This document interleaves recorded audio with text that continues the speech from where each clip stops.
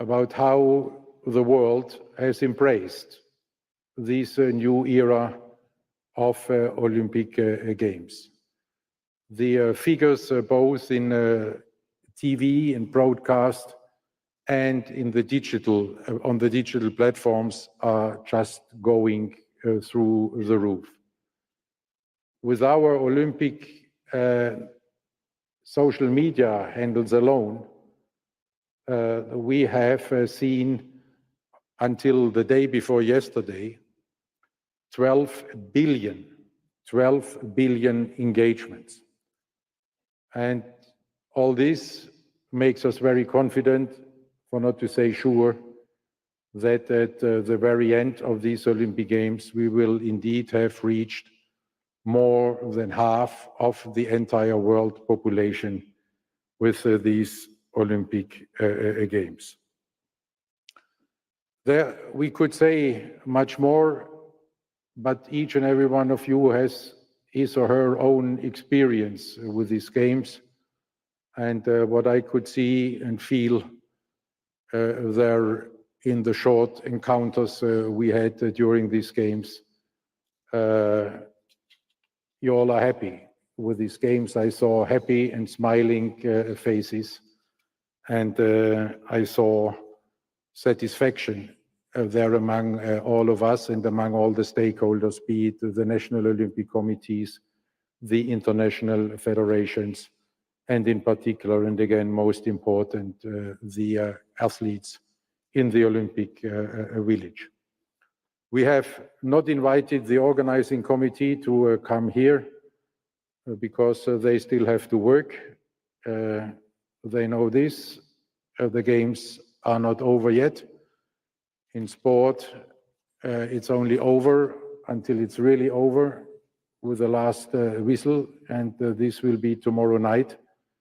But they have prepared a video for us, giving you an idea about how they see these Olympic Games, and afterwards we will listen then to the report of the chair of our coordination commission, Pierre-Olivier Pécas. And now the video compiled by Paris and OBS.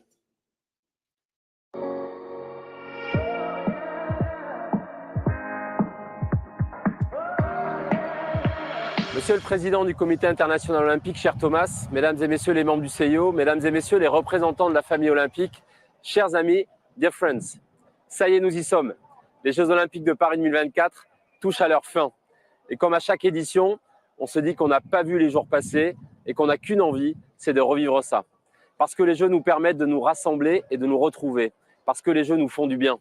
En ouverture de la session, il y a 3 semaines, nous avions rappelé notre ambition, celle d'organiser des Jeux à la fois spectaculaires et plus responsables, des Jeux à la fois utiles et toujours mieux connectés à leur époque, dans la droite ligne de l'agenda 2020+5 du CIO. Grâce à votre mobilisation de la première heure et à votre soutien constant et déterminant, ensemble, nous avons tenu cette promesse. Malgré une invitée surprise, la pluie, nous avons quand même organisé la cérémonie d'ouverture en dehors d'un stade. Nous avons amené le sport au cœur de la ville et au pied des plus beaux monuments de notre magnifique patrimoine français. Les images du beach volley au pied de la Tour Eiffel, de l'équitation au château de Versailles, du BMX à la Concorde, de l'escrime au Grand Palais ont fait le tour du monde. Nous avons aussi proposé des Jeux engagés d'un point de vue environnemental et sociétal pour faire bouger les lignes avec les premiers Jeux paritaires de l'histoire. On a participé à faire avancer l'égalité femmes-hommes. Ensemble, nous avons ouvert grand ces Jeux et les supporters ont répondu présents. Les stades étaient pleins et l'ambiance incroyable. Le Parc des Champions a accueilli plus de 150 000 personnes. Ce soir, 40 000 personnes vont prendre le départ du Marathon pour tous, la première épreuve ouverte au grand public. Les plus de 160 clubs 2024 installés partout en France n'ont pas des amplis et ont accueilli plus de 4 millions de visiteurs. Les audiences télé sont exceptionnelles en France et dans le monde. En 15 jours, les Jeux ont tout emporté sur leur passage et suscité un engouement absolument unique. Cette ferveur populaire, cette réussite incontestable doivent beaucoup à votre engagement et à votre soutien. Alors un immense merci. Ce que nous venons de vivre, c'est grâce à vous, grâce au mouvement olympique et grâce aux Jeux. Pour fêter tous les records qui sont tombés, tous les moments exceptionnels que les athlètes nous ont offerts et vivre jusqu'au dernier moment ces Jeux de Paris 2024, je vous donne rendez-vous demain au Stade de France pour la cérémonie de clôture préparée par Thomas Joly et toutes ses équipes. Cela s'annonce grandiose, mais avant cela, on vous propose de revoir en images les plus beaux moments de ces Jeux.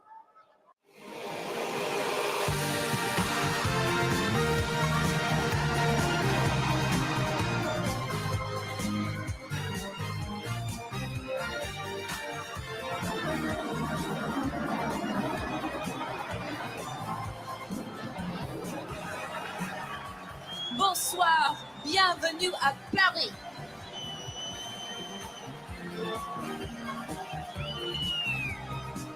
Vive les Jeux Olympiques, vive la France.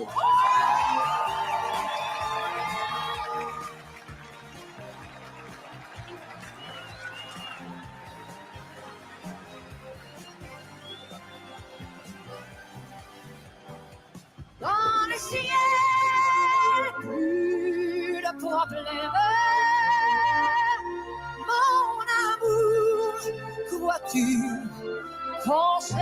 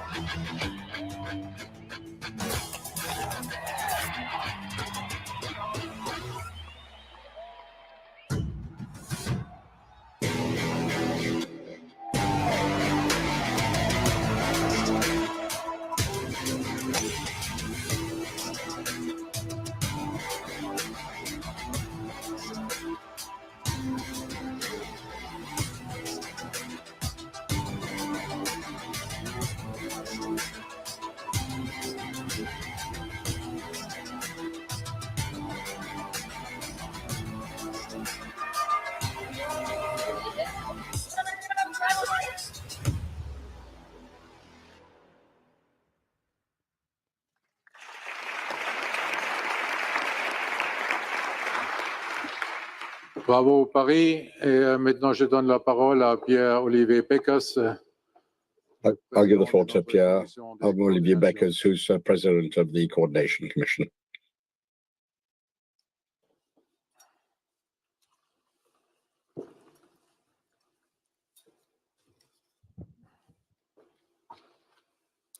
Mr. President, dear colleagues, thank you all for the opportunity to address you this afternoon following these incredible images which are already part of Olympic history and that all of us will be watching for years to come.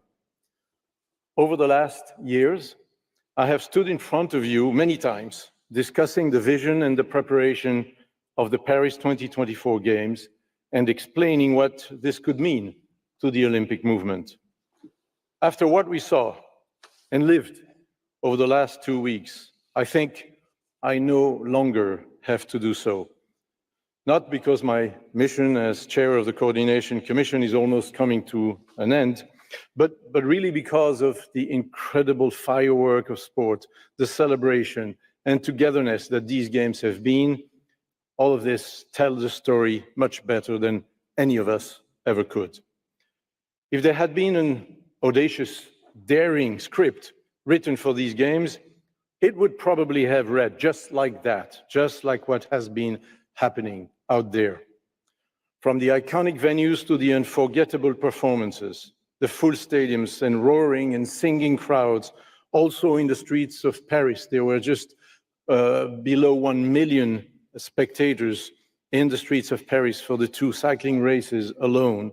These games have set a high benchmark, reminding us all why the world comes together to celebrate the very best of what together we can achieve, and why the Olympic Games is the biggest peaceful event on earth. What a show, what an experience we've all lived over these flying past 2 weeks. The athletes have done what they do best in these conditions, and that is amazing us with their physical ability and mental strength. As fan of sport and Olympism, I think that our wildest expectations have been surpassed. Around the planet, people are on their feet. The Games have been truly embraced by Parisians, by all corners of France, indeed by the whole world. This is what has made them a success by so many different measures. Here are some. Current indications are that more than half of the worldwide population will have followed the Olympic Games in some format over the last few weeks. A record-breaking total number of tickets were sold, over 9.5 million. The Olympics web and app is on track to attract more than 300 million people for Paris 2024, an increase of over 50% compared to Tokyo 2020. Olympic social media handles have generated, you heard it from the president, nearly 12 billion engagement for Paris 2024. Over 3.3 million people have visited clubs 2024 in towns across France since the 24th of July. And for those who visited the fan celebration sites throughout Paris, it is too early to count exactly, but 95% of them expressed their high level of satisfaction. A further way to measure the success of these games is to hear from the athletes themselves. Katie Ledecky recognized the great energy she felt. And Léon Marchand said, "When I came out of the water, my ears exploded because of the crowd cheers. It was crazy." And what better summary than from Rafael Nadal, who stated, "The Olympic Games for me, without a doubt, is the most important event in the world of sport, and I enjoyed every single moment." Paris 2024 has been a Games of many firsts, all of which have been delivered with styles. While an expression of the unique creativity of Paris 2024, these innovations can also serve as an inspiration for future editions. For example, the opening ceremony, slightly wetter than we would have preferred, certainly, but creative and pioneering in so many ways. The Champions Park, which has drawn over 220,000 visitors to celebrate with the medalists and watch the competition on big screens. 1.3 million people visited the nation's park in La Villette. A floating cauldron, burning with flames made of lead and water, drawing in immense crowds to the Tuileries Gardens every sunset, and tens of thousands of visitors every day. And tonight, indeed, the Marathon pour tous, the Marathon for All, will see over 40,000 people running on the same course on the same day as the Olympic athletes. As we all know, this has also been the first Games to be fully delivered under Agenda 2020. In outlining Agenda 2020, President Bach used the motto change or be changed. What was relevant then is certainly still relevant now. The numerous evolutions in the delivery of the Games have demanded flexibility and patience from you, the Olympic movement stakeholders. Thank you for that. Thank you to all of you in this room for your individual and collective contribution to the success of Paris 2024, paving the way for Olympic Games of the future. Of course, we acknowledge behind the scenes, and speaking candidly, not everything was perfect. you will easily realize the challenge for the organizing committee to ramp up effectively for operations on day one with over 68 sessions, 800,000 spectators, over 5,000 accredited press, and 14,000 people in the village, in the Olympic Village. This was immense. And yes, very largely, it was met successfully. But even with a comprehensive readiness and test event program, once the games get going, it is inevitable that some plans require adaptation, and the quicker, the better.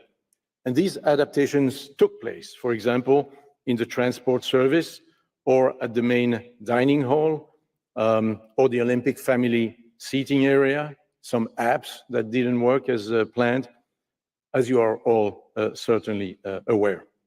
But we know now that we can deliver the games in a more efficient way, more cost-effective, and more sustainable way. Throughout these games, we adapted. Throughout these games, we learned. The games may be coming to an end, but this learning journey is just beginning. The analysis of the Games of Paris 2024 will be forensic, leaving no stone unturned. What worked? What didn't? And why? How can we collectively build on this success? This is a question each and every one of you with your respective organizations can, and I'm sure will ask. We have already heard the initial feedback from stakeholders, and this will be formalized through post-game surveys. We have systematically captured operational data through various methods, ranging from high-tech sensors, monitoring lounge capacities, to low-tech counting of empty seats at venues. All of this will feed into a comprehensive report to be produced over the coming months. Looking to the future, there will be more change. This we can be sure of. And speaking of the future, it is clear that Paris 2024 has largely achieved its goal of creating a strong legacy for France and its population. More sport in the daily life of children, with the 30 minutes physical exercise in school. More inclusion, environmental commitment and the cleaning of the Seine River, key sport infrastructures, as well as the Eco-Olympic Village and the Media Village brought to the communities, and so many other legacies. So, as we prepare to see the Olympic Games draw to a close this Sunday with what will be indeed a fantastic closing ceremony, we can and should, all of us, look back at these games and feel a sense of achievement, of pride and joy. Thank you to everyone who played a role, large or small, in the delivery of these games. First of all, even if they are not in the room this afternoon, I would like to thank Tony and Etienne and their team at the Pulse office and in the venues. They've never been afraid to be bold and never give up on the ambitions. Thank you, Paris 2024, for pushing the boundaries. We are forever grateful to all of you and your fantastic teams for this. We are grateful for such an ambitious and trustworthy partners. These games indeed enjoyed a level of cooperation with the organizing committee simply unseen before. I would also in particular like to mention the volunteers. They were the kindest, smiling, and most well-intentioned group of people we could hope to have come across. We also thank the government partners at all levels. There are too many of them to list here, but they were truly part of the team Paris 2024 with their strong commitment to the Games from the first day of the candidature until today. Let me at least mention the great job by the police and security forces and the very smooth public transport system, and also the success of the Olympic lanes. My appreciation also to the NOCs from the four corners of the world and to the international federations and the other partner organizations who, together, ensure that these competitions were the ultimate pinnacle of the career of our athletes. Thanks to the press and the broadcasters who presented these games in such a splendid fashion to the world. Thanks to our commercial partners who help us fund our movement and also provide critical services and expertise in many areas of games organization. Thank you to all departments at the IOC. I know that you guys are exhausted today, but it was well worth it. And most importantly, thanks to the athletes, your passion, dedication, your extraordinary performances, and yes, your courage in defeat have truly inspired the world. Together, we have established new standards of delivery and engagement. These games make the Olympic movement stronger moving forward. And now, allow me to finish in French. Chers amis, chers collègues, Dear friends, dear colleagues, there will be a before and an after the Games and Paralympics of Games for the movement of the Olympic movement and for France. 80 years to the day, on the 25th of August, 1944, Paris was liberated. Please allow me, therefore, today to be able to paraphrase the words that were spoken by General de Gaulle at the time. He said that, let us hope that tomorrow, thanks to the Olympic and Paralympic Games, Paris and France will be propelled with new enthusiasm in the development of its 21st century by the remarkable work of its organizing committee with the support of the whole of France. France, which has shown that it knew how to fight the real France, the eternal France. Paris 2024, Paris has succeeded in taking up this challenge. Thank you.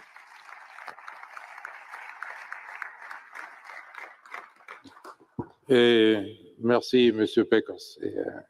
La commission de coordination. Thank you very much, Mr. Beckers, and your coordination commission. But please stay with us for a bit longer.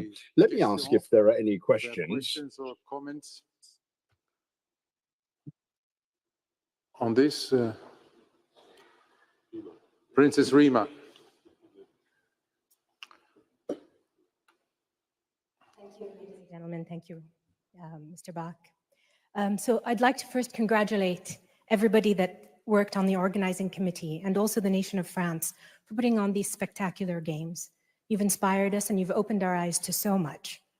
And I have to say, I serve as a proud member of the International Olympic Committee, but also the Gender Equality and Diversity and Inclusion Commission. I'm also a female, a Muslim, and an Arab woman. And these are all inextricably linked to my identity.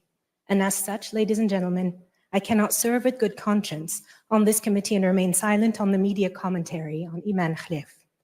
I'd like today to say that I wholeheartedly support Thomas Bach and everybody who worked towards communicating the joint Paris 2024 boxing unit and IOC statement made on the 1st of August 2024. From my point of view, the facts are clear. Iman Khalif is a woman. She was born a girl and has lived her entire life as a female. However, despite this joint statement, there has been continuous misreporting based on incorrect information that has caused immeasurable pain. And this is not only unacceptable, but it's absolutely heartbreaking. From her childhood as a daughter of a loving family in rural Algeria, Iman has worked her entire life to become an Olympian, competing in front of the world. And it's a journey that those in this room know is filled with determination, grit, and persistence. And as is the nature of Olympians, she represents the most superior capability and capacity. And this is what makes these games so spectacular and what makes Paris so spectacular. But nobody has the right to deny her her womanhood. And continuing to push false narratives against her is an attempt to rob her of her dignity and her merit. So I stand here today in front of this distinguished committee, and I say this can't continue. Women Olympians are elite.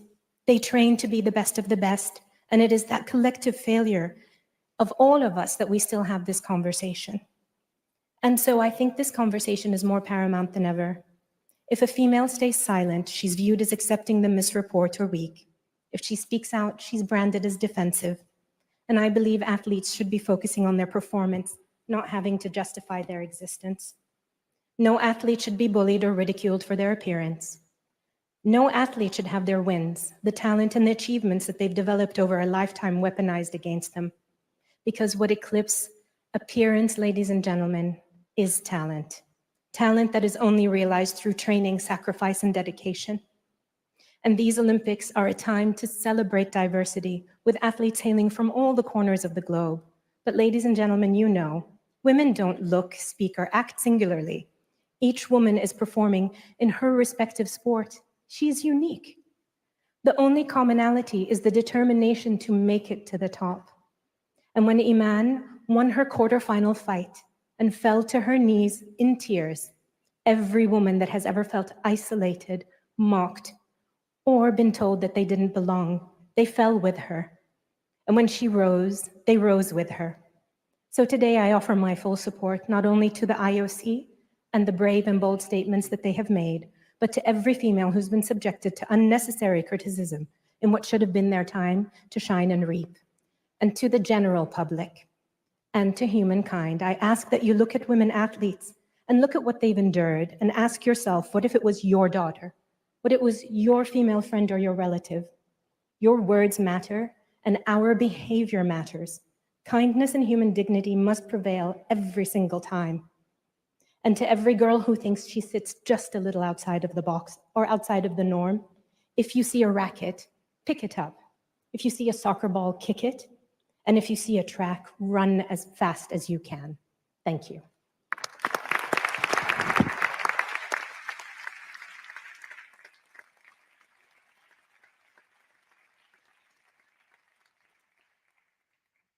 Thank you very much, Princess Rima, for your great commitment to the Olympic values and the Olympic spirit. And I think you have appreciated the applause as a sign, a clear sign of all our commitment to this cause and as a support for your words. Thank you again. And now I ask whether there are any other questions. No, thank you very much. Thank you, Mr. Beckers. We will thank then to the full extent you and the Commission once we have the final report about Paris. But we can already say now you and your team together with the team of Christophe DB have done a fantastic job. And to our friends in the organizing committee in Paris, we can say that they have gone really beyond all the expectations. And the quality of this work and the quality of this cooperation is unique.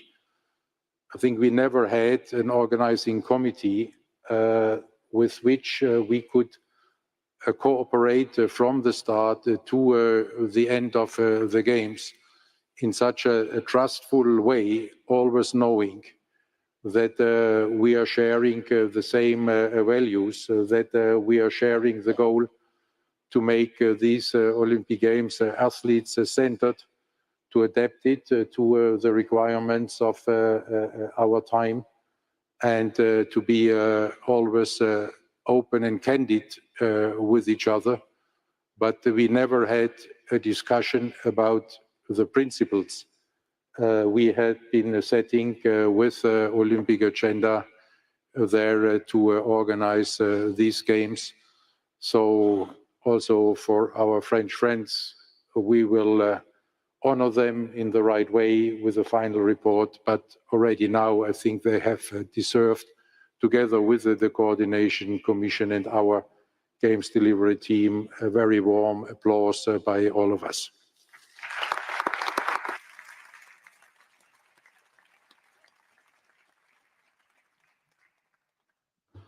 And dear friends and colleagues, with this, I propose to proceed to the topic 15 of our session agenda, and in this case to 15.4.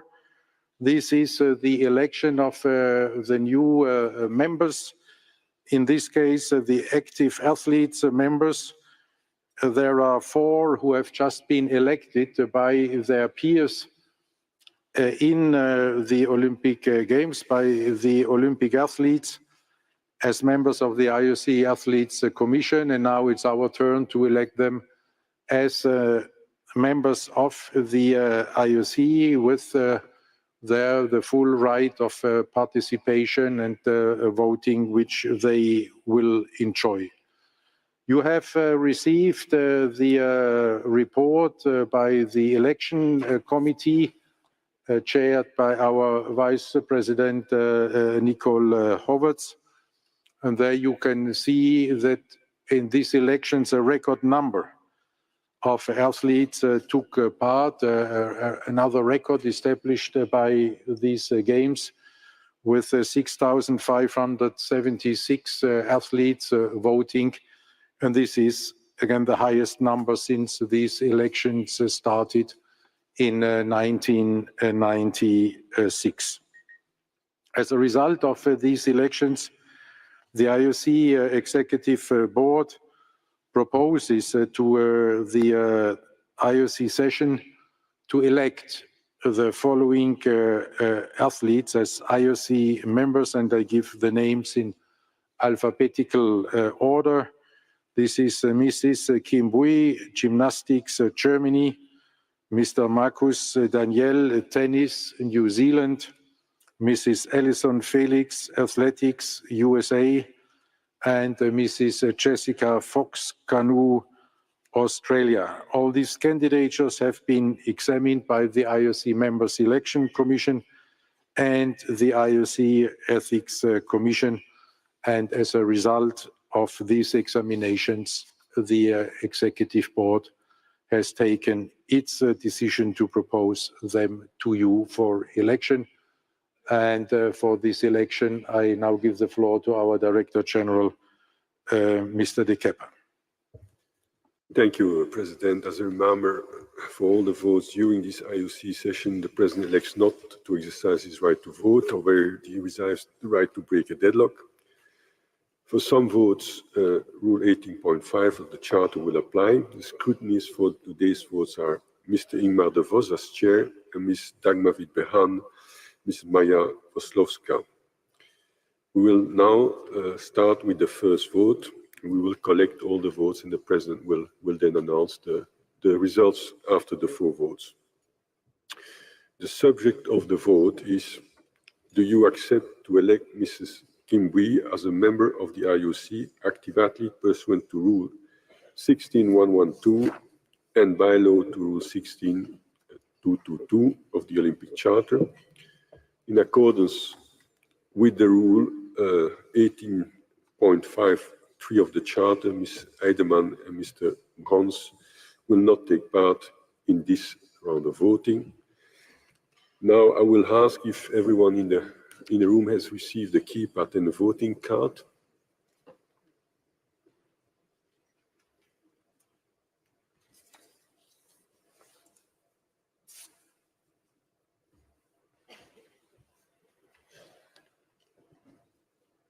If this is the case, I will wait for the technician to give me a sign.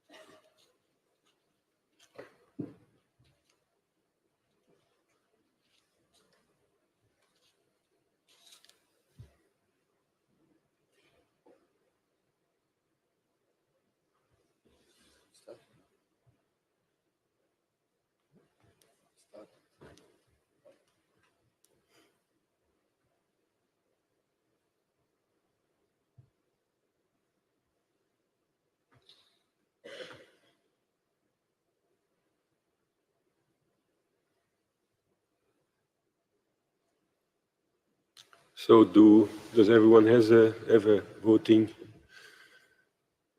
pad and a smart card? There's still a problem there.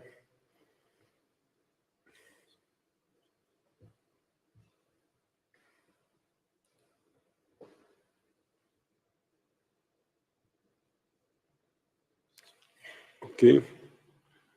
Can I now request the opening of the vote? The vote is now open.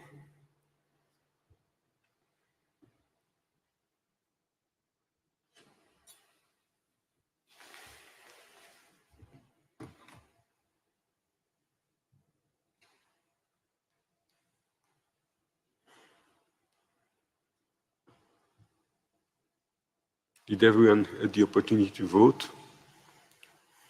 This seems to be the case. I'm going to declare the vote closed. The vote is now closed.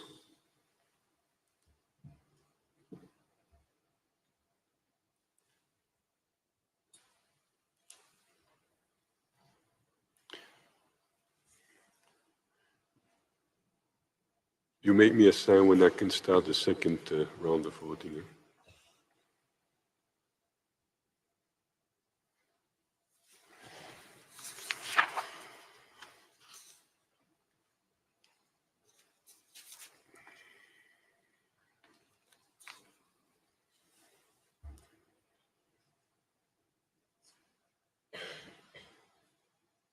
Okay, so I guess that we gave Mr. Brons and Ms. Eidemann the card back.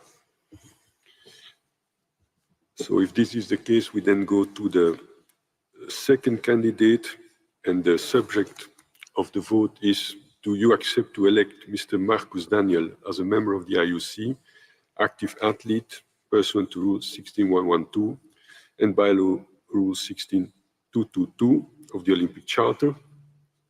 So in this round of voting, Mrs. Sarah Walker cannot take part, but I think she's not in the room. Oh, yes, she is. Sorry for that. So she will enter in her smart card. So does everyone have a voting keypad and a smart card? This seems to be the case. Then I'm going to declare the vote open. The vote is open.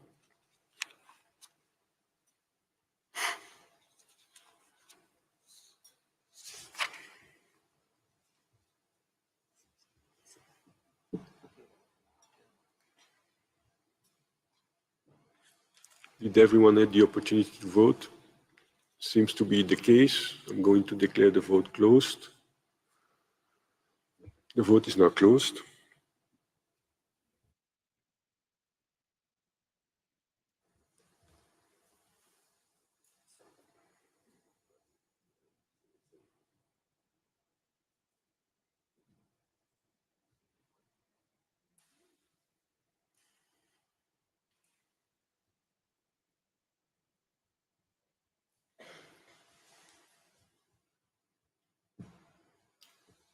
So make me a sign when we're ready for the third. It's okay?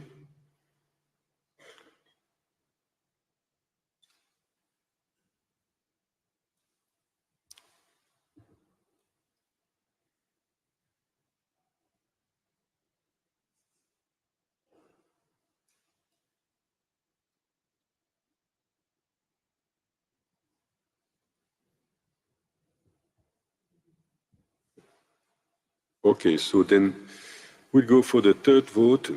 The third vote is: do you accept to elect Ms. Alison Felix as a member of the IOC active athlete, pursuant to Rule 16112 and bylaw Rule 16222 of the Olympic Charter, in accordance with Rule 1853, cannot take part in this round of voting Ms. Anita de France, David Agati, and Jean Sykes.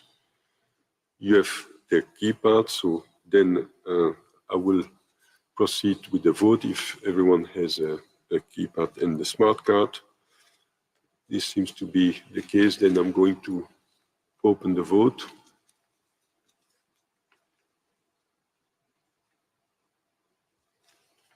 The vote is now open.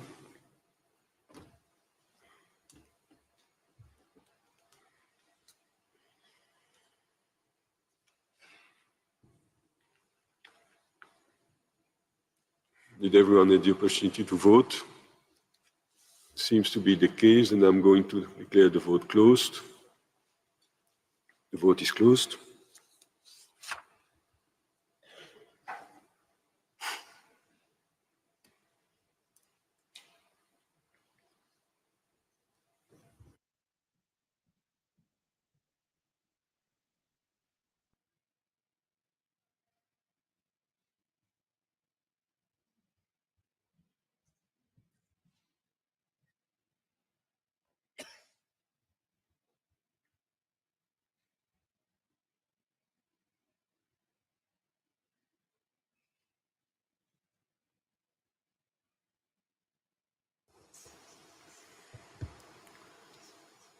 Are we ready for the fourth candidate?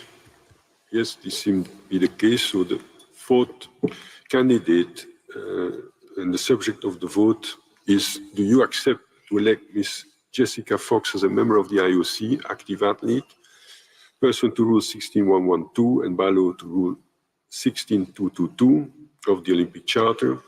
May not take part in this round of vote Mr. John Coates. And I guess he has already rendered his card. So then I'm going to declare the vote open. The vote is now open.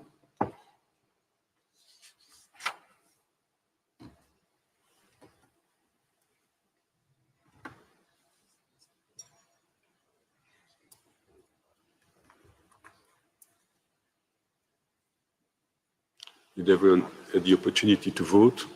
Seems to be the case. I'm going to declare the vote closed. The vote is now closed.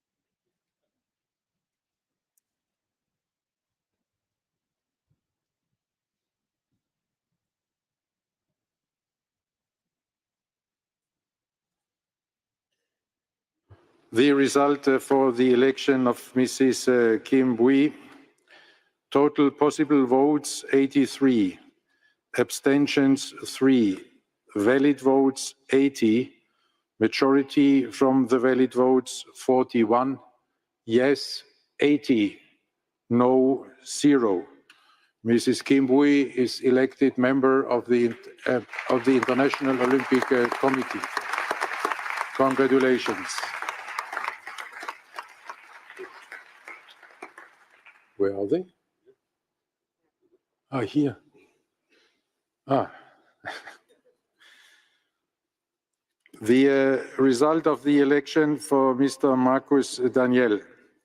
Total possible votes 84, abstentions 3, valid vote 81, majority from the valid votes 41, yes 79, no 2. Mr. Marcus Daniel is elected member of the International Olympic Committee.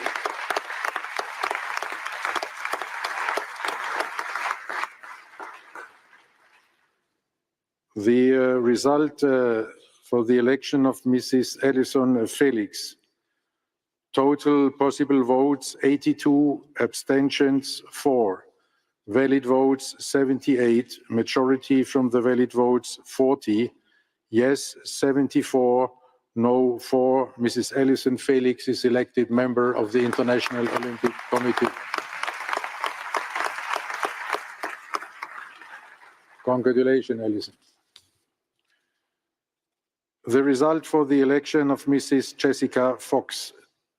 Total possible votes 84, abstentions 5, valid votes 79, majority from the valid votes 40, yes 78, no 1. Mrs. Jessica Fox is elected member of the International Olympic Committee.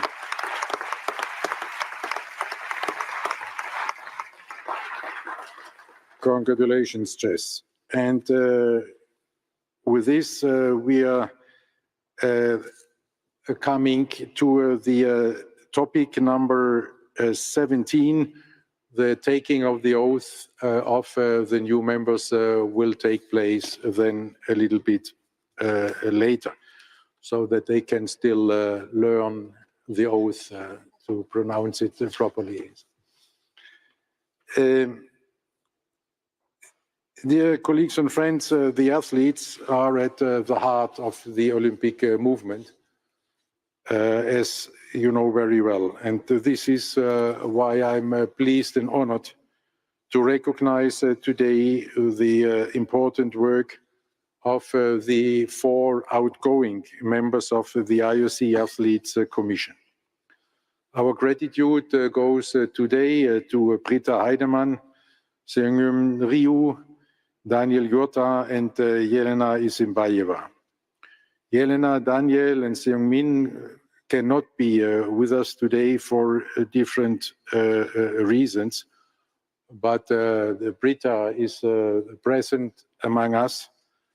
And dear Britta, for the last 6 years, you have greatly contributed to the IOC Athletes Commission. During your term, you played an important role, in particular on enhancing athlete engagement. Your input and feedback have been instrumental to support athletes on their journey. Thank you also for all your work and support for other IOC commissions, which have benefited hugely from your advice and knowledge.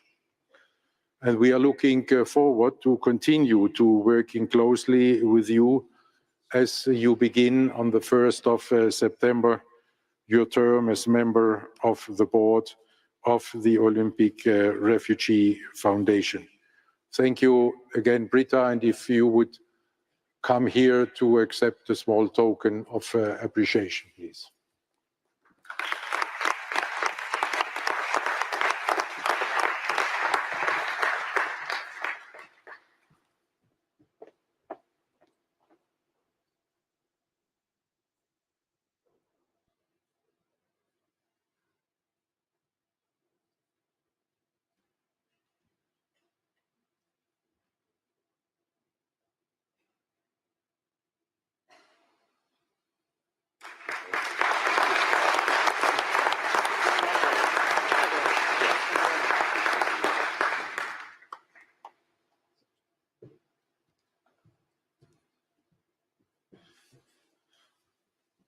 We also thank Jelena Isimbayeva for all her work in the Athletes Commission and other commissions and working groups. Her contributions and effort have strengthened the athletes' voice within the Olympic movement. Daniel Jurta, during his 8 years on the IOC Athletes Commission, has, apart from his work in the Athletes Commission, also contributed to the development of sport in his country, Hungary. Thank you also to Daniel. And then we come to Mr. Seung-Min Ryu, who cannot be with us because you all know him as a hard worker.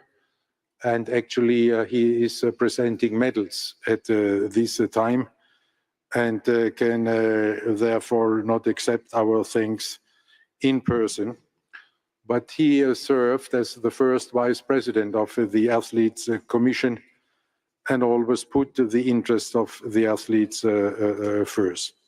He was the mayor of the Olympic Village in Pyeongchang at the Olympic Winter Games, where he was using his experience as an Olympian to make the athletes feel comfortable. He also contributed to other IOC commissions, such as the Olympic Program Commission, the Human Rights Advisory Committee, and the Individual Neutral Athlete Eligibility Review Panel.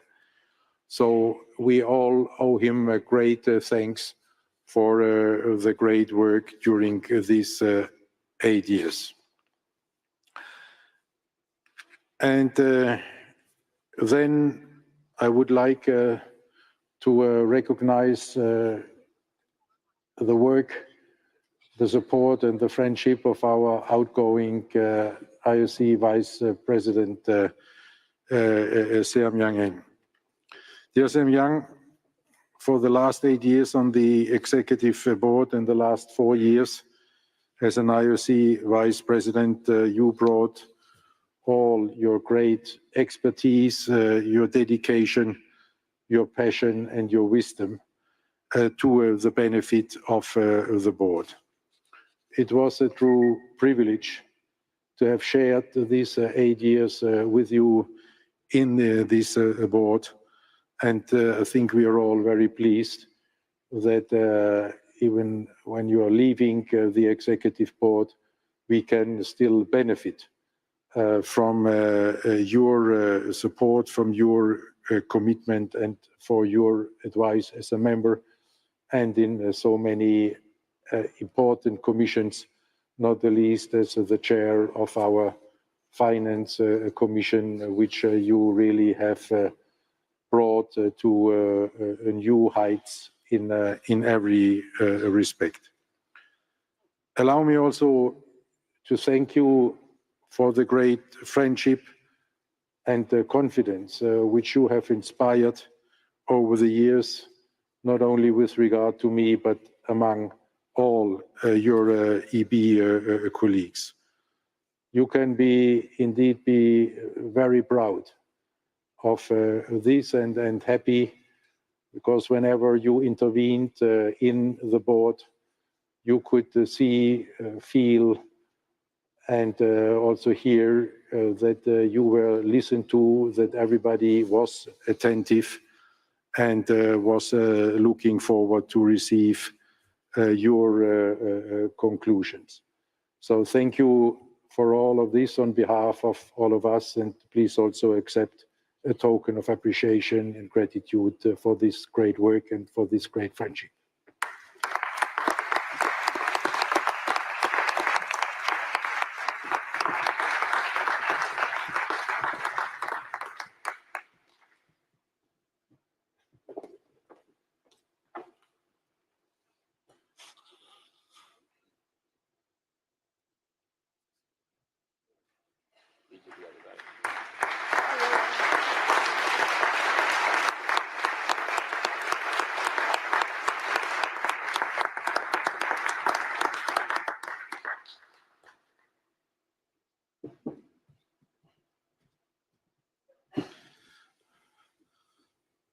And now I invite Princess Nora of Liechtenstein to proceed with the Olympic Order ceremony, please.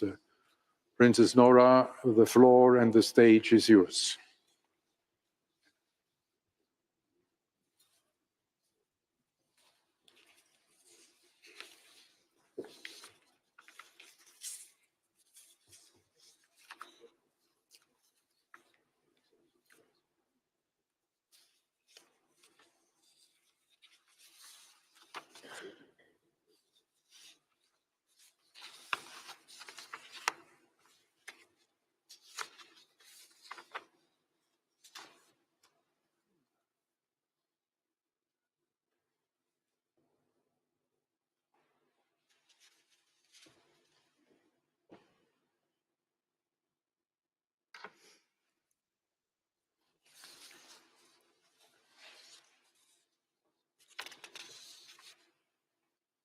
I will now speak in French. L'Ordre Olympique. The Olympic Order is the highest distinction which is granted by the International Olympic Committee to persons who have defended Olympic values by providing exceptional services to the development of sport and to the Olympic movement. President, Can I ask you to join me on the podium? Et Monsieur Ndaye, And Mr. je vous Ndiaye, demande de nous rejoindre can I aussi. also ask you to join us on the podium too?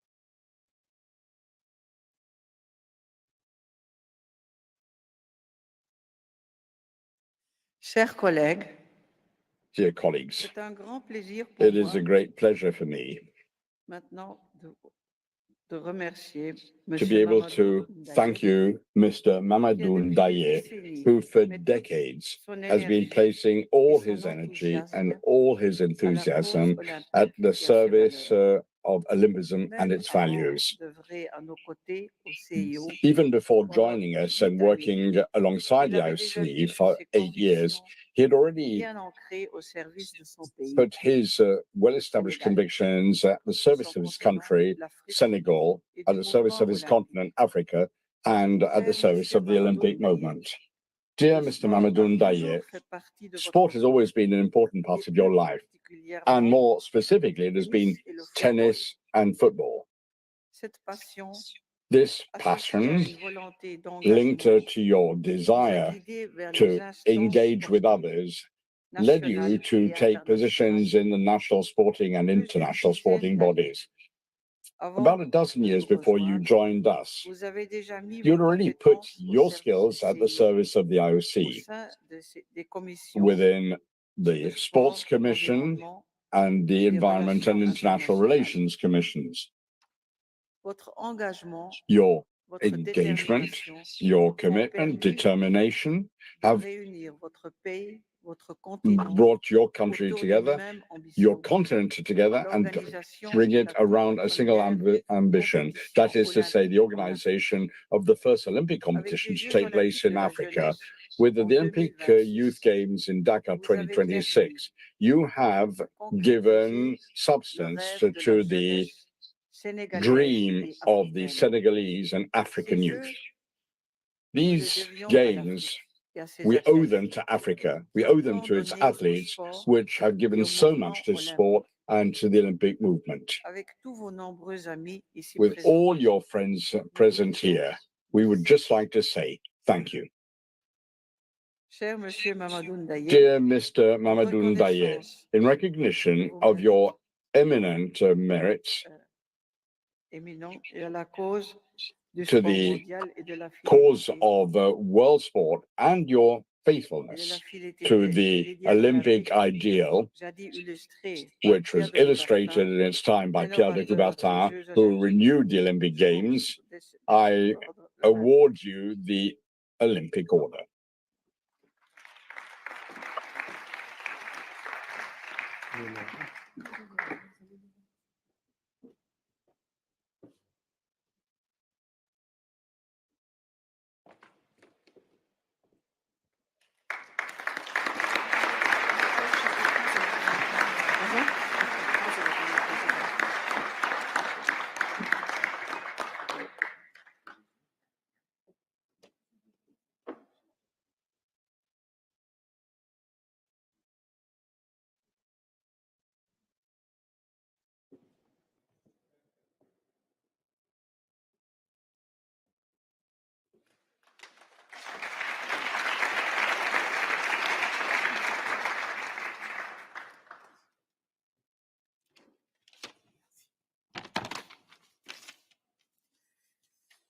Monsieur le Président Barr, mes chers collègues, President Barr, colleagues, Monsieur M, que je ne nommerai pas, Mr. M, whose name I will not actually mention in full, Paris, the city of lights, at a time of the Games where everybody is looking to Paris.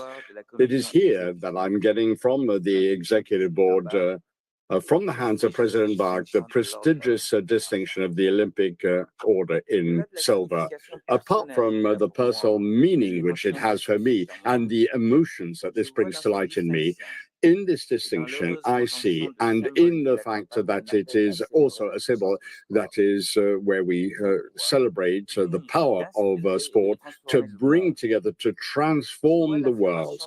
And I see the way of allowing the human spirit to triumph, the fact that it is able to regenerate. It shows that we are allowed to have all hopes. I also see in it a universal aspiration for peace and friendship. There are so many threats that affect the world, but sport shows us that we want to promote humanity together. We are all different, but we are able to work together. We need to have a dialogue of cultures, and that is part of the credo of the IOC. Ladies and gentlemen, 10 years ago, the executive board of the IOC elected me, and I was happy to represent Senegal after my compatriot left.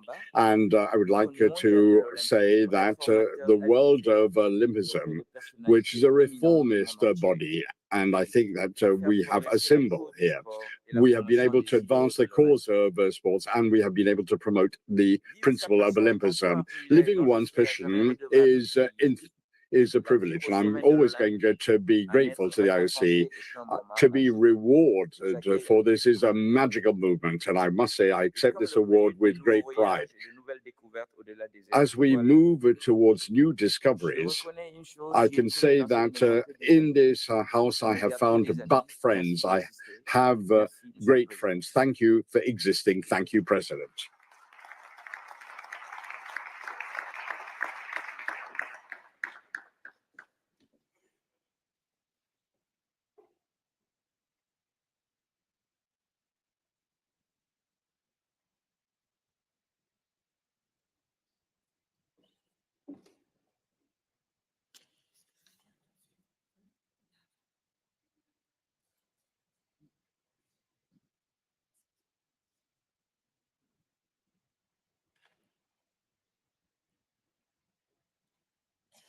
Monsieur Abhinav Bindra, I ask you to join us at the lecture.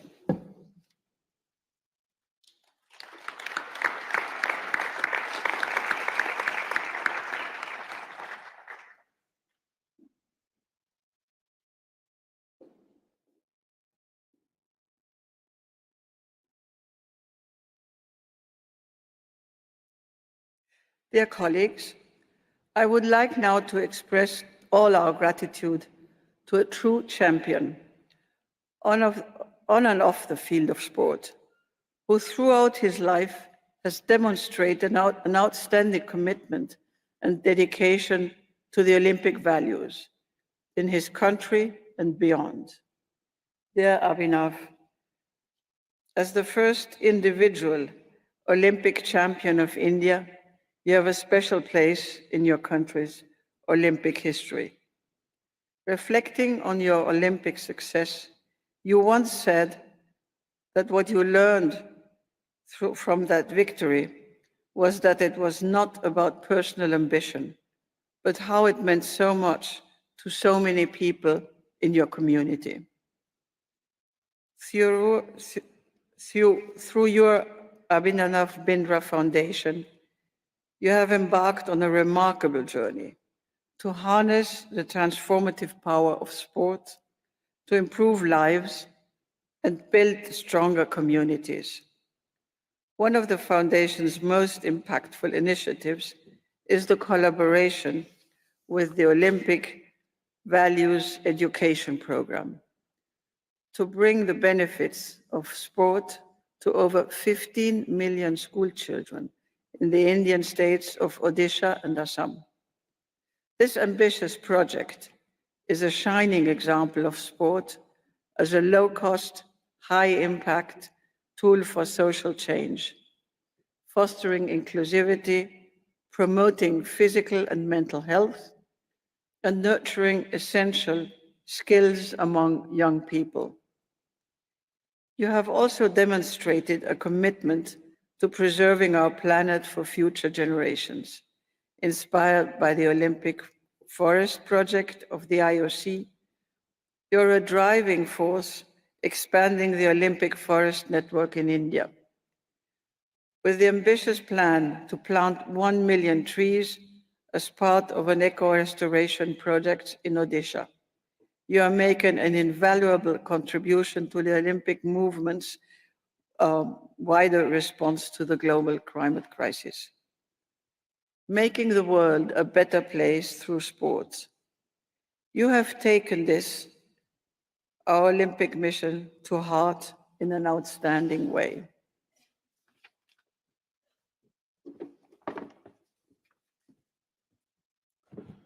Mr. Abhinav Bindra, in recognition of your outstanding merit in the cause of world sport and your faithfulness to the Olympic ideal, as illustrated by Pierre de Coubertin, renovator of the Olympic Games, I award you the Olympic Order.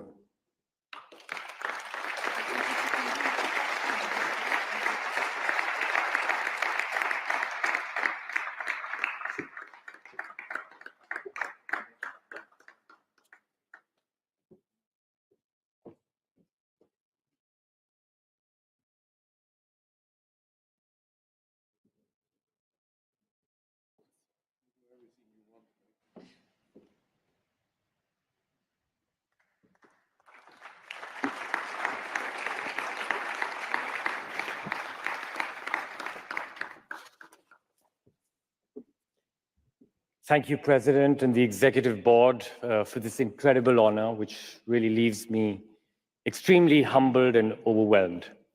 When I was a young boy, it is these Olympic rings which gave meaning to my life, and it was a privilege to be able to pursue my Olympic dream for over 2 decades. Post my athletic career, it has been a great passion of mine to try and contribute back to the Olympic movement. It's been a privilege and an honor. This award only fuels that passion more, and I hope to continue to even work harder and keep contributing to the Olympic movement for the rest of my life. Thank you once again.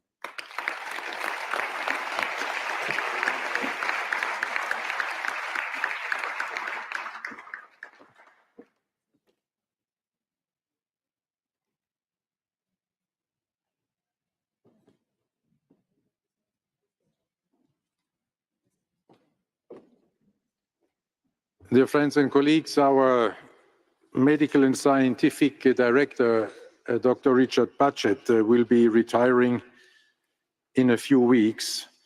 And on this occasion, I would like to thank him for more than a decade of having served as the IOC's medical and scientific director.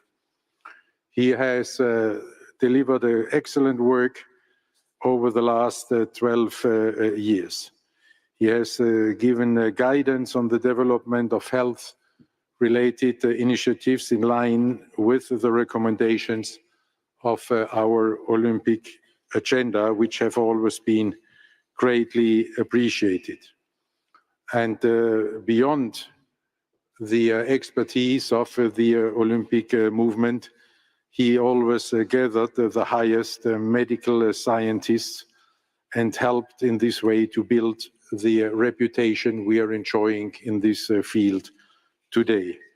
Therefore, we should just simply say thank you, Richard. Thank you for your dedication to the IOC, to your colleagues, and to the Olympic movement for all this time. And please join me on the stage to accept the token of appreciation.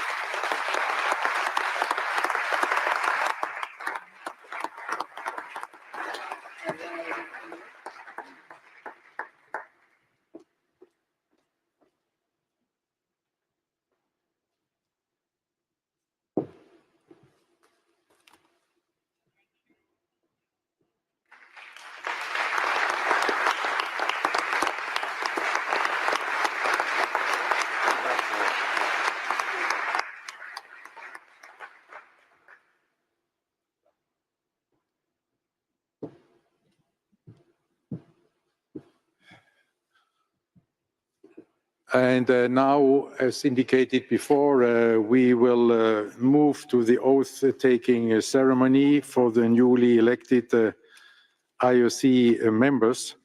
And there I would again like to invite Princess Nora of Liechtenstein as a delegate for protocol for the IOC members to proceed with the oath-taking ceremony.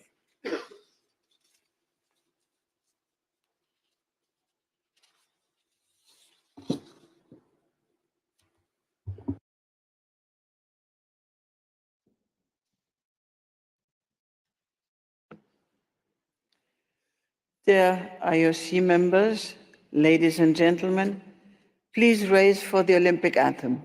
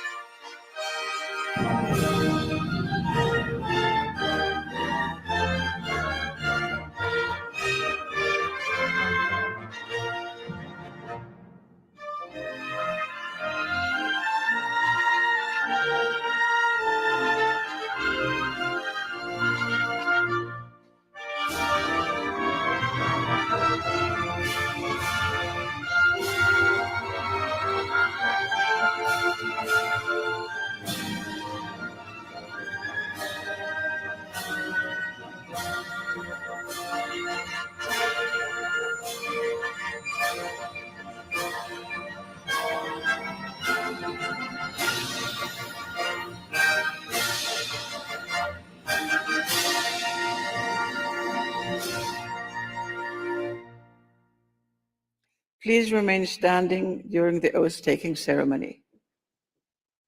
Mr. Kim Bui, please come to the lectern.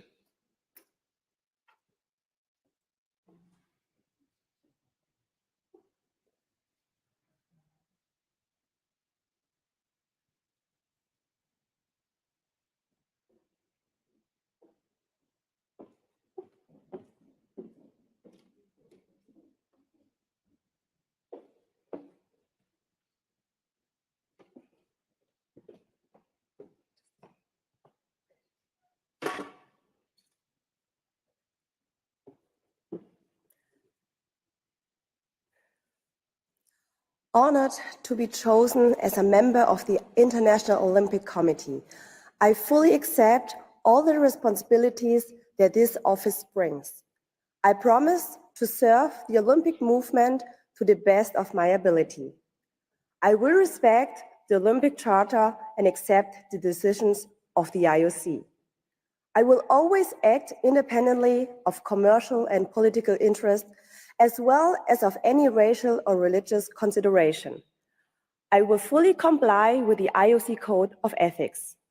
I promise to fight against all forms of discrimination and dedicate myself in all circumstances to promote the interests of the International Olympic Committee and Olympic movement.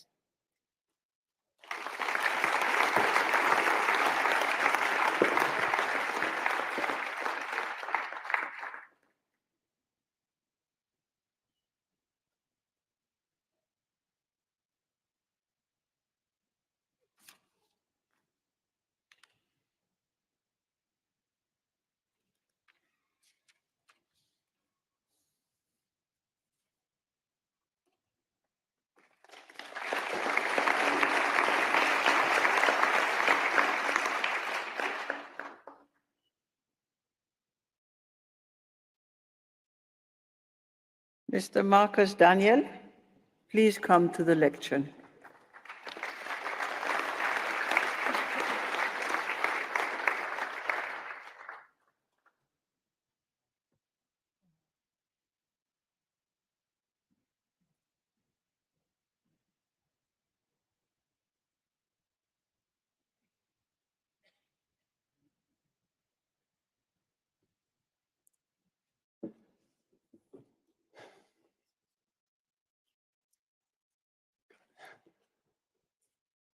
Honored to be chosen as a member of the International Olympic Committee, I fully accept all the responsibilities that this office brings.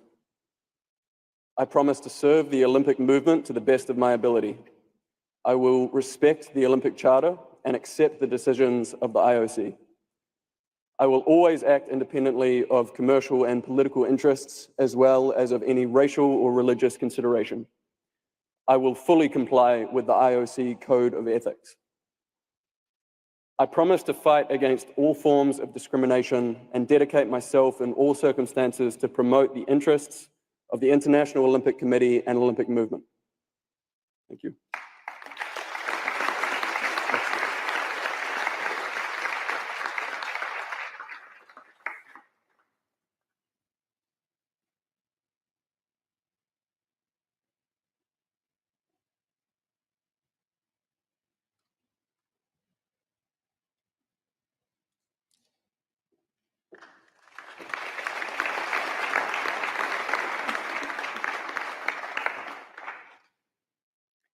Mrs. Alison Felix, please come to the lectern.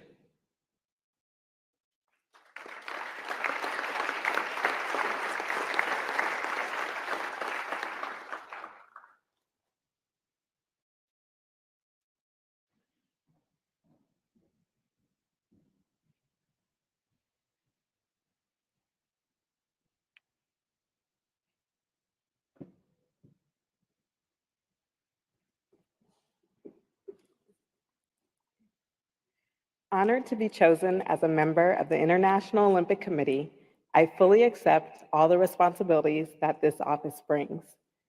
I promise to serve the Olympic movement to the best of my ability. I will respect the Olympic Charter and accept the decisions of the IOC. I will always act independently of commercial and political interests, as well as of any racial or religious consideration. I will fully comply with the IOC Code of Ethics. I promise to fight against all forms of discrimination and dedicate myself in all circumstances to promote the interests of the International Olympic Committee and Olympic movement.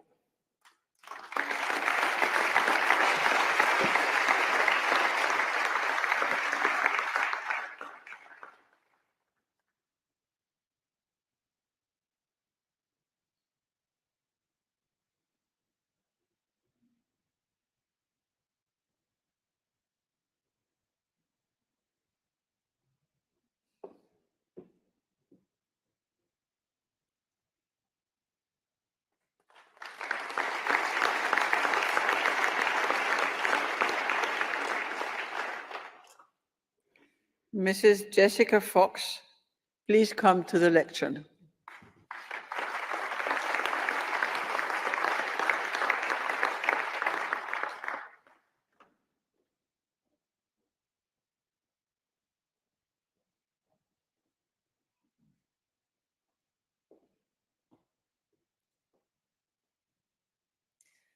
Honored to be chosen as a member of the International Olympic Committee, I fully accept all the responsibilities that this office brings.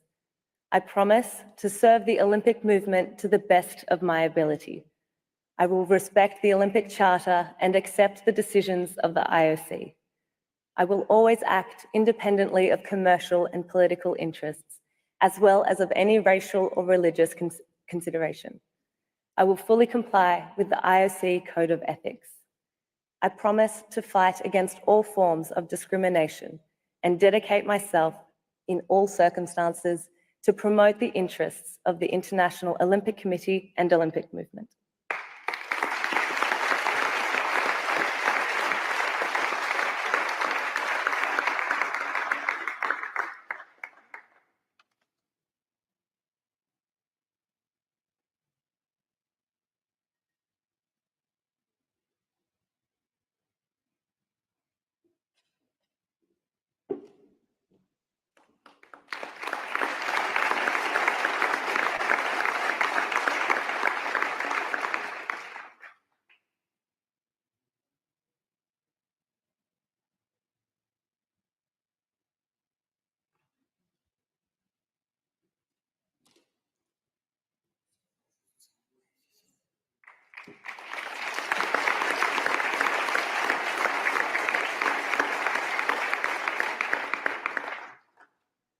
This concludes the ceremony.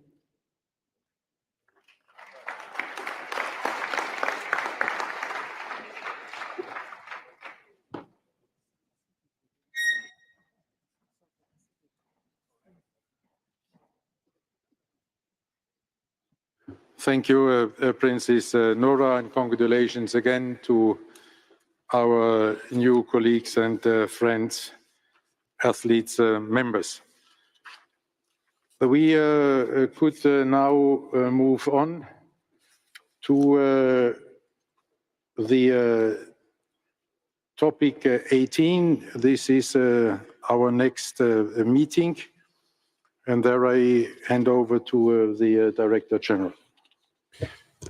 Thank you, President. And that's about the 143rd IOC session in Asian Olympia. And I will ask Mr. Spiros Kapralos to say a few words to you.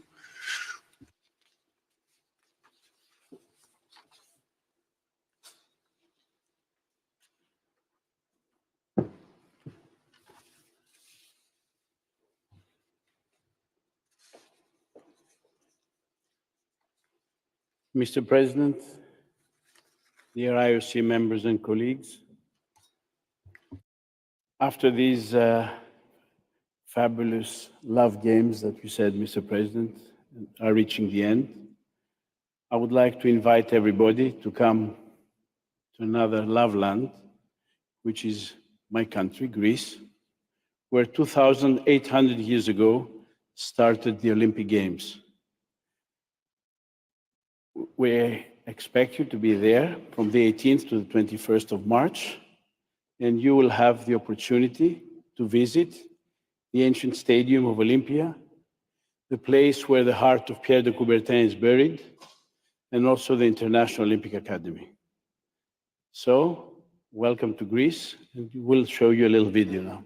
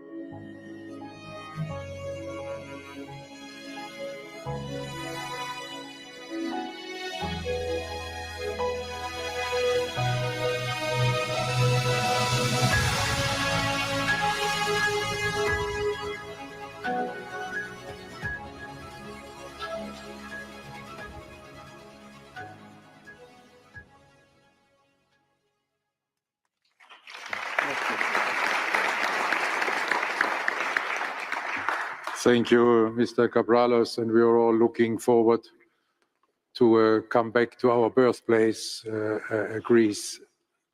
Thank you very much. And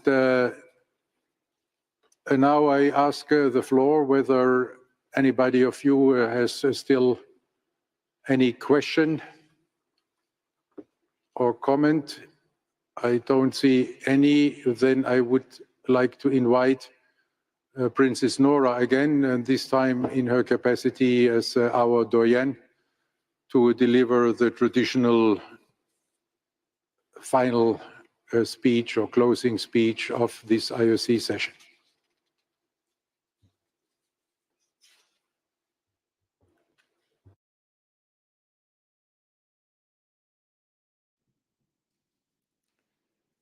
Thank you, Mr. President.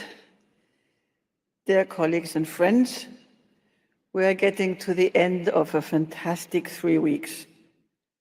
Starting with President Macron, who was welcoming us to an interesting session, of which I will give maybe a few highlights.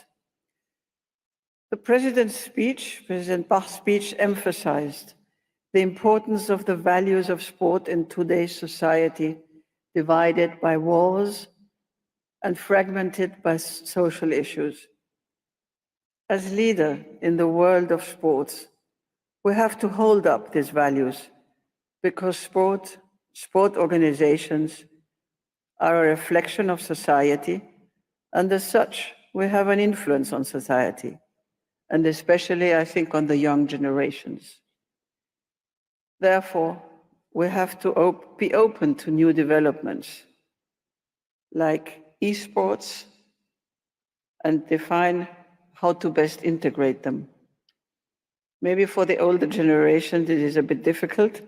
I never got further than Tetris and Candy Crush, but I'm determined to somehow try to learn more about it because I think it's important that we can know what we are getting into. We also have to be aware of the development of artificial intelligence and its impact on sport in general, and as such on the athletes and human beings in general. The big changes that are coming should not catch us by surprise. And I think there we have a lot to look into. Now, looking back at the session, looking at the report by the different commissions, there's progress throughout the work done on all fronts. And especially during the Games, we can see the positive results on, for example, fight against doping, on the environment, and the media, to name only a few. The annual report was approved and reminded us that 90% of our revenue is redistributed to NOCs and federations, an important data that is reflected, among other things, by medals won by countries who might not otherwise get the chance to reach such high levels. We also had during our session a few elections in our meeting, like to the executive board. There, I'm sure they will do or continue to do a very good job. And thank you all for giving us your time on this board.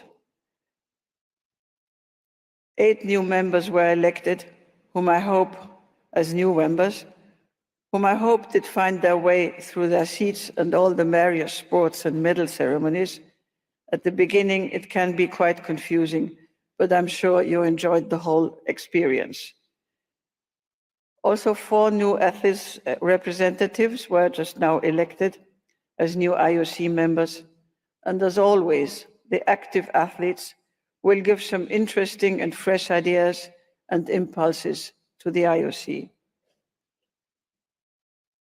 After hearing the reports from the upcoming games in Milano Cortina, Los Angeles, Brisbane, as well as the youth games in Dakar, we can look forward to some very good games. And I think Paris has set some very high limits. And I'm sure that the same can be said of the newly elected hosts for the Winter Games, the French Alps, and Salt Lake City, Utah. I want to maybe mention one more, I think, quite important fact, and that is the refugee Olympic team. By their testimony, we can see how important sport can be for people in these difficult situations. Through sport projects, we can do much for the refugees to find new hope in their life and ways to integrate, even if they never reach medals or medal levels. But it is a great joy to announce that one of them already did make a medal, Cindy Ngamba in boxing.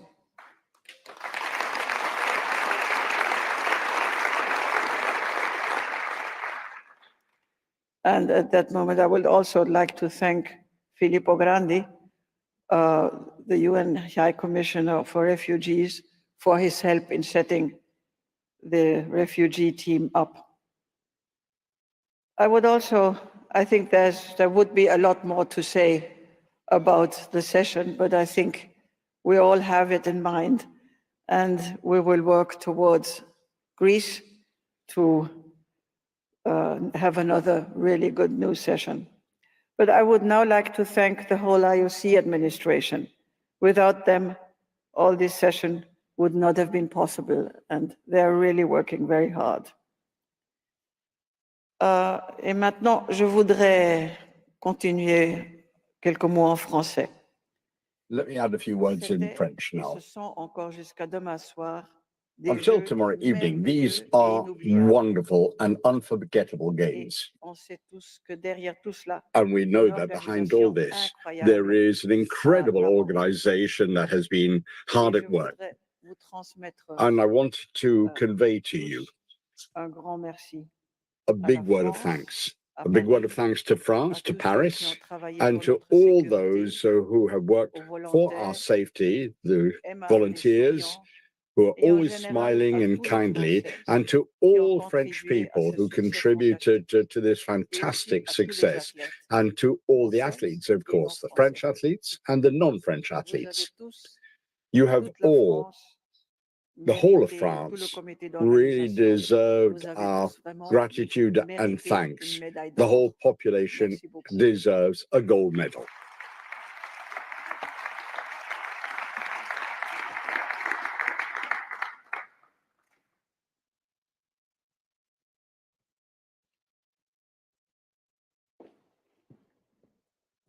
Thank you, Princess Nora. Dear friends and colleagues, at the end of this session, the IOC Ethics Commission has allowed me to inform you about my personal situation with regard to my term as your president.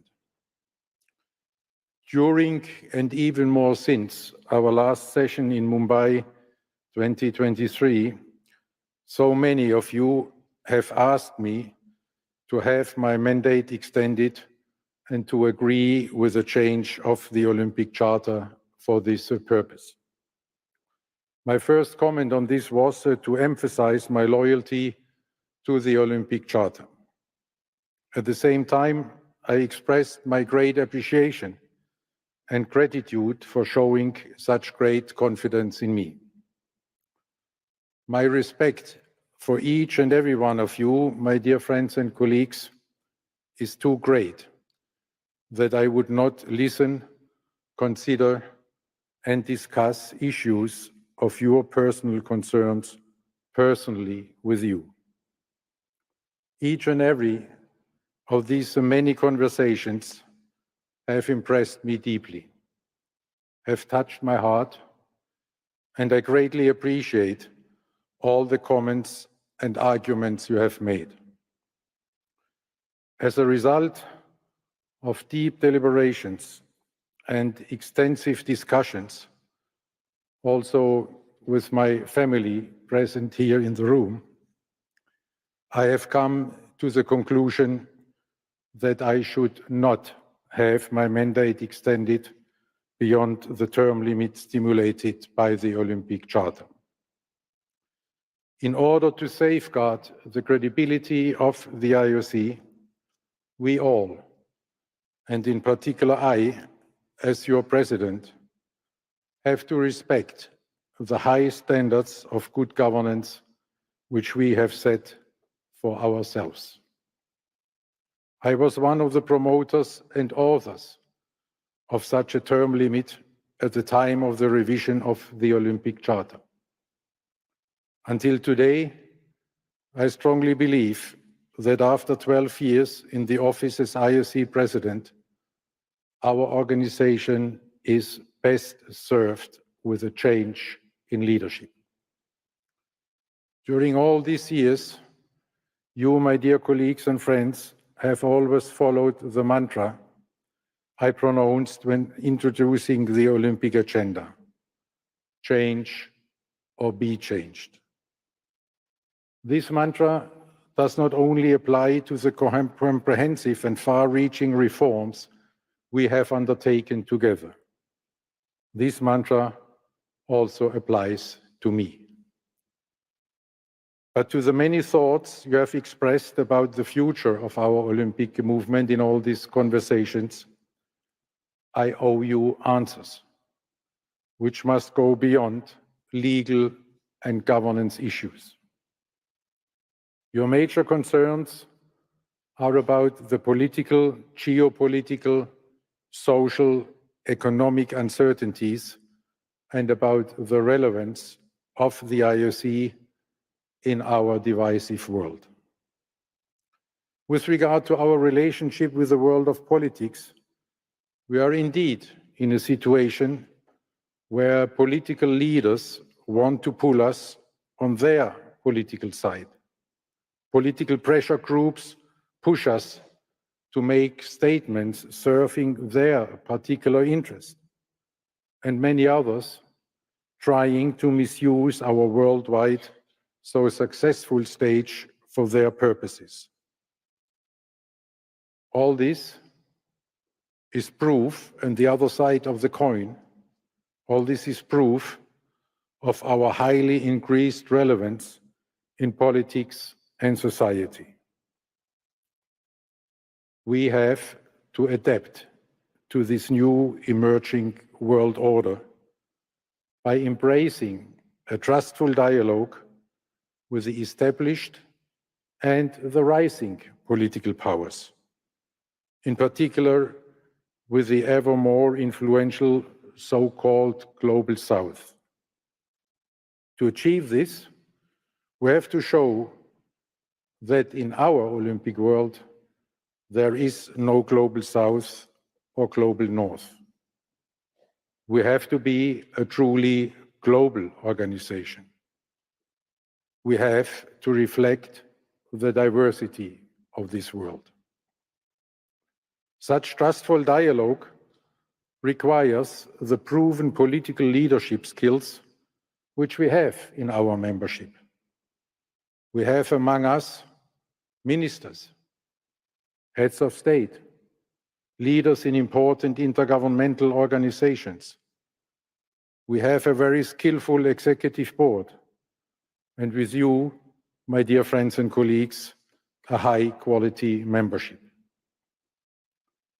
Such a trustful dialogue with the ever more fragmented world of politics can only be successful if we are considered to defend the best interests of the athletes of the world and if we are supported by them. To continue the meanwhile established direct, close, trustful dialogue with the athletes is therefore essential for our credibility. All these opportunities and challenges to maintain our relevance and high standard of credibility will not be different in 2 or 4 or even 8 years from now. What will be very different, however, are the opportunities and challenges for sport in the digital revolution. What we have been doing in this respect with regard to digital engagement, with our Olympic artificial intelligence agenda, with the creation of the Olympic esports games, has been proactive, has been living up to our change or be changed mantra. But this is just the beginning. To implement effectively all these projects, to address the technological tsunami of converging sciences like AI, biochemistry, and neuroscience, you need to be immersed in this digital world. You need to really participate in this digital world. You need to have a deep understanding of these new ways of thinking and communicating. Otherwise, you cannot safely navigate our Olympic movement ship through the high waves of this tsunami.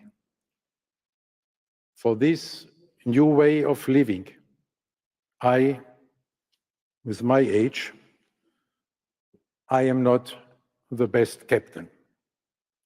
New times are calling for new leaders. I know that with this decision, I'm disappointing many of you. I can only plead to you to respect that I'm deeply convinced this to be in the best interest of our beloved Olympic movement. You all know me, and therefore you know that this Olympic movement, its athletes,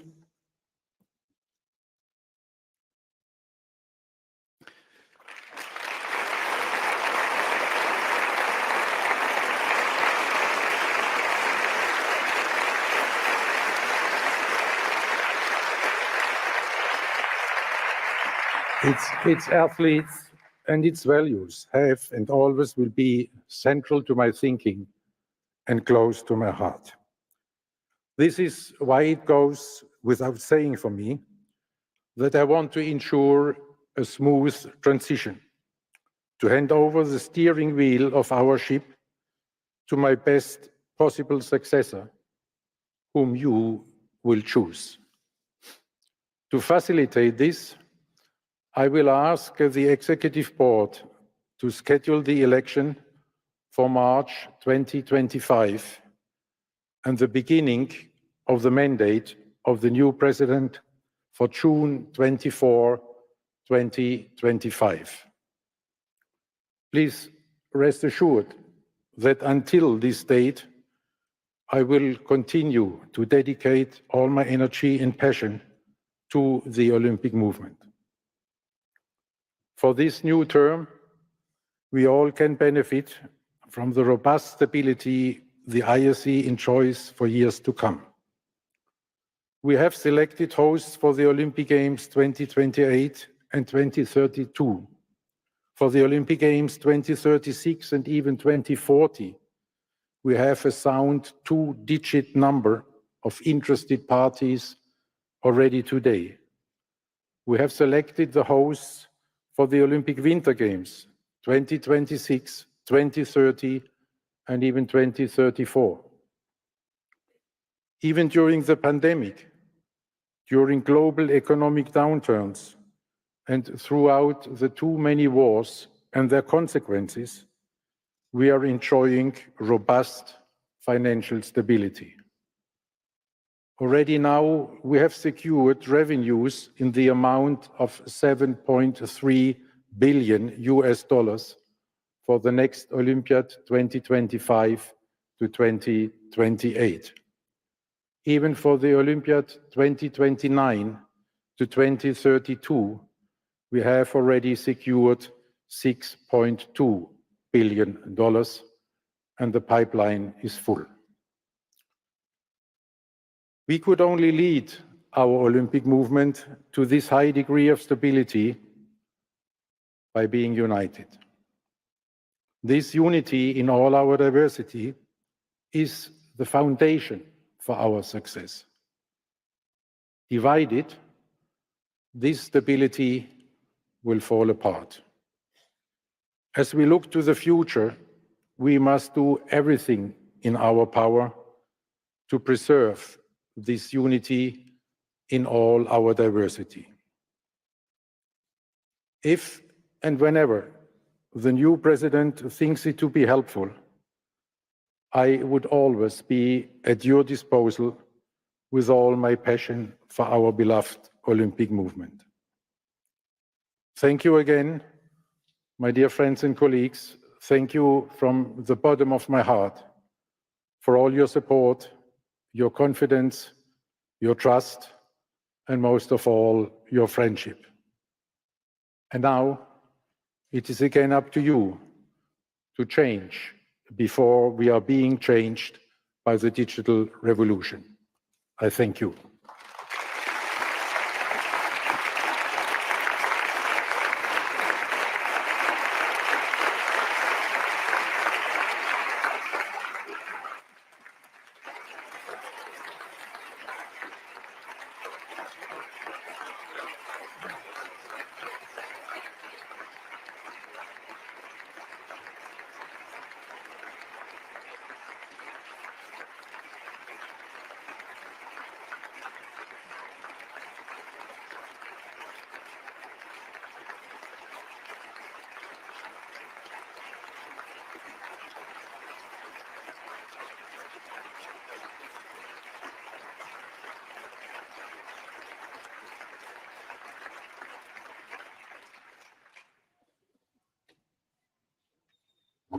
Thank you very much. And now it is also my pleasure to thank again our administration, not only for preparing this session, but like the athletes for having worked to their limits and even beyond their limits for making these Olympic Games Paris 2024 the success we can all enjoy, and to make this session, this 142nd session of the IOC so successful. And with this, I declare the 142nd session of the International Olympic Committee closed.